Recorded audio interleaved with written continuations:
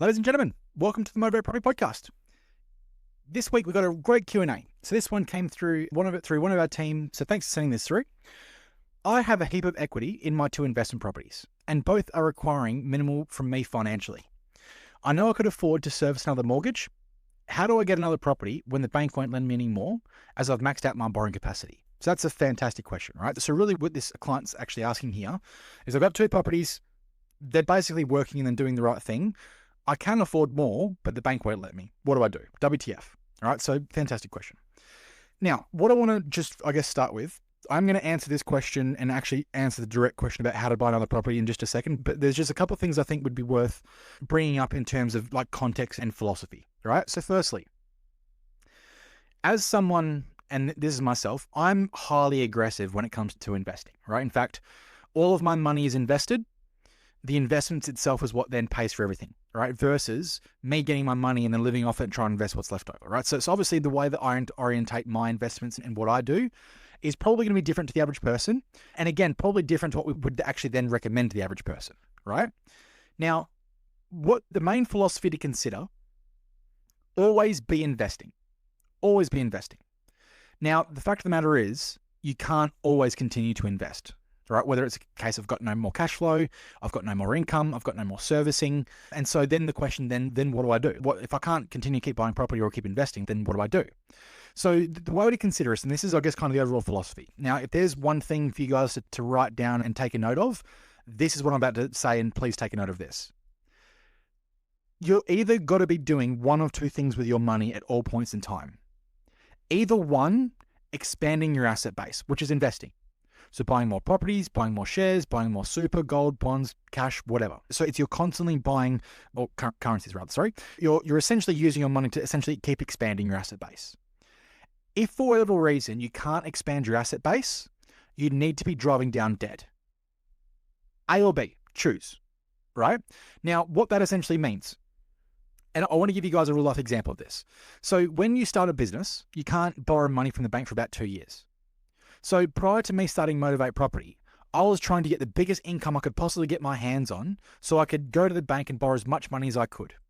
Then once I'd borrowed it all, went and bought as many assets as I could, that's when I went and started the business. Now what that meant was when I started the business, I can't borrow more money. Does that mean that I stop investing and my strategy just stops? No. It means then for the next couple of years, I'm tunnel visioned on driving down debt. Right? Now the idea of driving down debt is A, you're building equity, and B, you're reducing your overall cost of the portfolio. So for a couple of years, tunnel visioned, paying down. All of a sudden, I can now borrow again. I've got way more equity. I've got 2 or 3 deposits. I pull it out, and then I go expand the second that I can continue to expand. So like I said, the overall philosophy is you're either investing and expanding or you're driving down debt. Your money has to be doing one of those two things to push you forward. Cool? So that's, the first philosophy. Now, when it comes to answering this question, right? So how do I get another property? So firstly, you get a couple options here. Option 1 is you go to the bank and you do something like a low doc, no doc loan. So this is something that I would never recommend anyone do. I have done it for myself personally in the past because, again, I didn't really have income on paper to prove to the bank.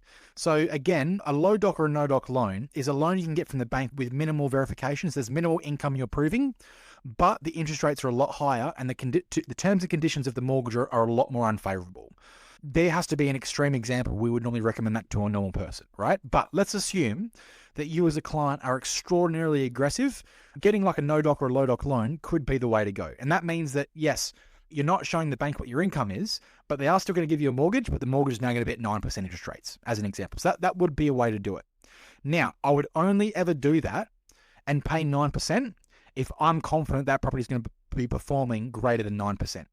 So as an example, if you're in, say, somewhere like Melbourne right now, where the market's still coming down a little bit, like if you were to go do a no-doc loan in Melbourne, thinking that's a great investment decision, considering the fact that you're going to pay 9%, but then the market's going to be going backwards, you're fucking insane. Like you are, do not do that. That is the dumbest thing that you could possibly be doing.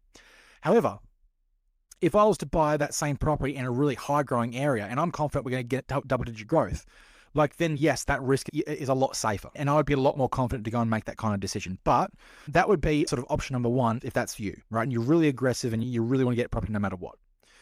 Option number 2 is consider buying different forms of assets that doesn't require debt. As an example, expanding your asset base could be you buying shares, could be you buying funds, it could be you buying some kind of currency, like whether it's crypto or Forex or other kinds of investments. So again, just because you can't buy property and borrow money from the bank doesn't mean you can't keep investing. There's still things you can keep investing in, or we can use that exact same money and then dump it against your debt and reduce your debt. Option number 3, and this is the realistic option that I would want to present in front of most people. Wait. See, even if you had your property today and you can't expand any further because the banks won't give you any more money, if you just let that property just do its thing organically over time, there's 3 things that are happening, right? Number 1, your value of the property will be incrementally growing over time. Now, yes, that doesn't help you with income, but it does help you with equity.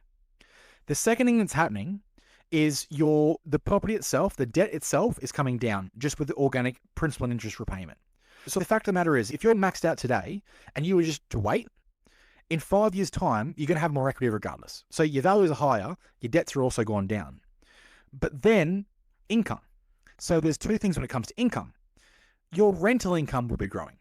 Because again, if you bought the house at 500 grand, it's now worth $1 million. 5 years later, let's say, that's extraordinary growth, but let's just play it out. Like, you're not getting $500 a week in rent, you're probably getting more like $800 a week in rent. So the point is, like, your rental income will also be growing over time, which in turn will improve your servicing. But then the final thing to consider is your wage. And yes, your wages don't grow at rates the same as property. They never have, they never will. But your wage generally does grow with inflation.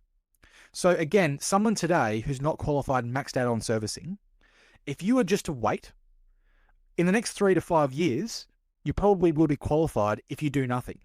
Because A, your income will be increased organically with inflation.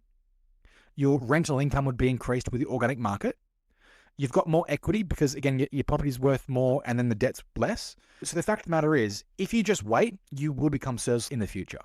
So overall, and just to summarize, those are probably the 3 main, to summarize. Number 1 principle, you're either expanding your asset base or driving down debt. One of those 2 things. You're either taking one of those 2 actions. But like I said, when it comes to this particular question of having heaps of equity, you can't service any more debt, you can't go to the mortgage and buy a house. A, can you do a low doc or a no doc loan if you're an extraordinarily extreme investor who's very aggressive? B, other forms of assets, right? So can you go and buy shares or gold or bonds or Forex or crypto or other forms of investments and you use those other forms of investments that don't require debt to expand your portfolio, because you can do that in the next couple of years? And then C, wait. Just by waiting, letting the market do what the market does, you will automatically and organically become more qualified in the future, be able to go and buy more houses. So I hope that helped. Great question. Please keep sending them through.